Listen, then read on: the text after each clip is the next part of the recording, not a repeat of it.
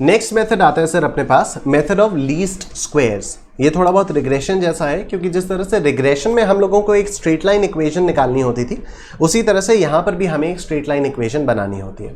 ठीक है, तो this method is used for finding a straight line equation which represents the given data. The straight line equation is given by yc is equal to a plus bx। ठीक है, तो आपका data क्योंकि time series है तो एक तो time periods होंगे और उसके अलावा कुछ और रहेगा, प्राइस, वैल्यूज, सेल्स, कुछ भी। तो ये जो दूसरा वाला डेटा होता है प्राइस, वैल्यूज, सेल्स एक्सेट्रा, ये आपका डिनोट किया जाता है y से।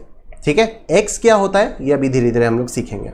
ठीक है, तो y से आपका प्राइसेस, वैल्यूज या सेल्स वगैरह ये सब डिनोट किया जाता है। तो देखो, the values of a and b can be found as follows. तो ये फॉर्मूला यूज कर सकते हो। a का फॉर्मूला है summation of y upon n। This is basically mean of y, क्योंकि n यहाँ पर रिप्रेजेंट करता है total number of periods. b का फॉर्मूला है summation of xy upon summation of x square. ठीक, here summation of y is the sum of actual values of y variable, that is sales, profit etcetera. n is the number of years और months और any other period. Summation of x, sum of the values of x। अब x क्या है ये समझते हैं। देखो, when the number of years is odd, अगर आपके odd number of years हैं, then x is the deviation of every year from the central year। ठीक है, सेंट्रल ईयर आपने कोई भी उठाया, उससे हर साल का डिविएशन किया, तो वो होता है आपके x। जो डिविएशंस होते हैं उनका नाम होता है x। However, if the number of years is even, then first the deviations are taken from the average of the two middlemost years and then these deviations are multiplied by 2. This gives us a value x। अभी अगर नहीं भी समझ में आ रहा तो कोई दिक्कत वाली बात नहीं है, हम लोग क्वेश्चंस करेंगे, समझ में आ जाएगा।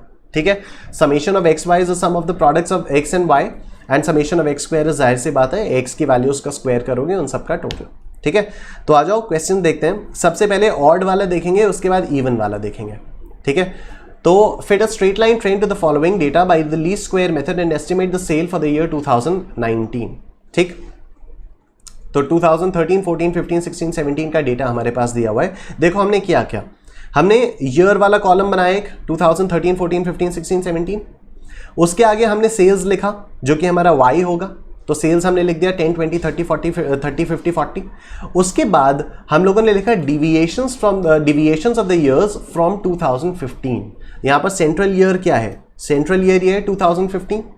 ठीक है, तो अब हर साल का हम 2015 से डिविएशन लेंगे, हर साल का हम 2015 से डिविएशन लेंगे, तो मतलब 2013 माइनस 2015, तो ये आपको x की वैल्यू देगा, तो x की वैल्यू आ गई -2। फिर 2014 माइनस 2015, तो ये आया -1। फिर 2015 माइनस 2015 ये आया 0। 2016 माइनस 2015 आया 1। 2017 माइनस 2015 आया 2।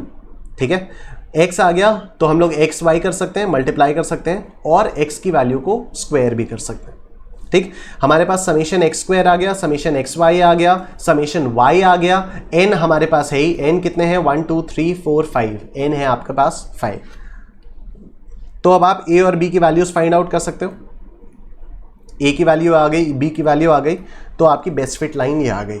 ठीक, बेस्ट फिट लाइन आपकी आ गई a और b की वैल्यू फाइंड आउट करने के बाद। अब ये कह रहा है कि 2019 की सेल एस्टिमेट करो, 2019 की सेल एस्टिमेट करो, मतलब 2019 के कॉरस्पॉन्डिंग हमें x भी तो निकालना पड़ेगा। ठीक है, तो कॉरस्पॉन्डिंग x कैसे आता है, 2019 माइनस 2015 करके आ जाएगा। ठीक है, हर साल का x कैसे निकल रहा है, वो वाला साल माइनस 2015, तो 2019 का भी x इसी तरह से निकल आएगा।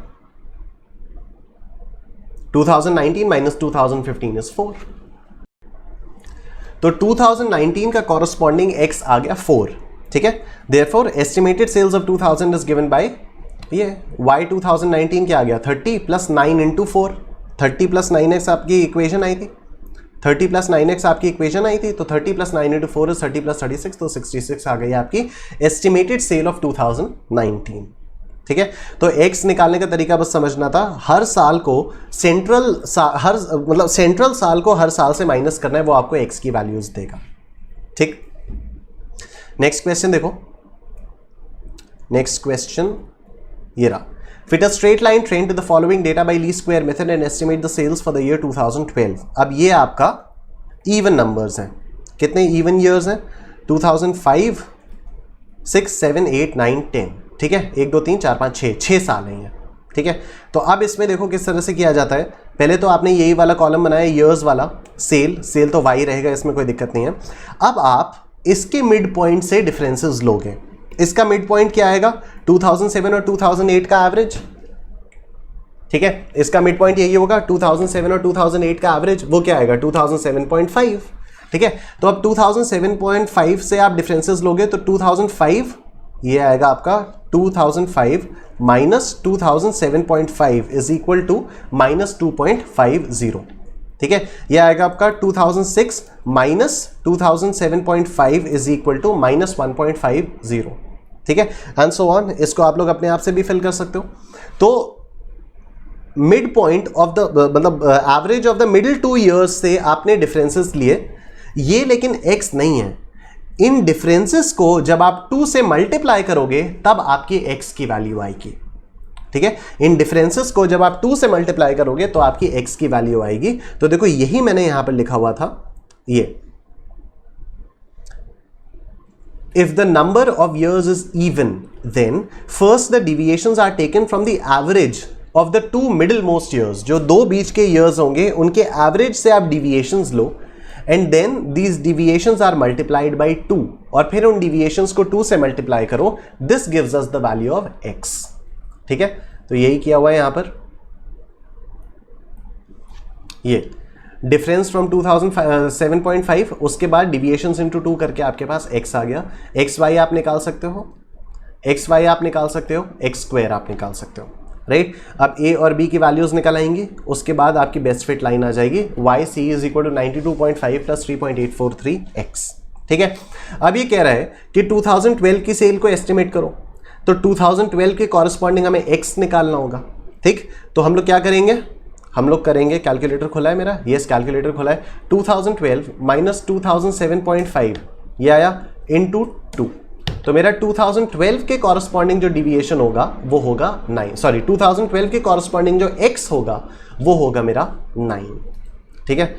देखो now 2012 means that the deviation from 2007.5 is 2012 minus 2007.5 is 4.5, and therefore x is 4.5 into 2 which is 9. Therefore estimated sale of 2012 is given by, बस x की जगह 9 पुट कर दो, आंसर आ जाएगा।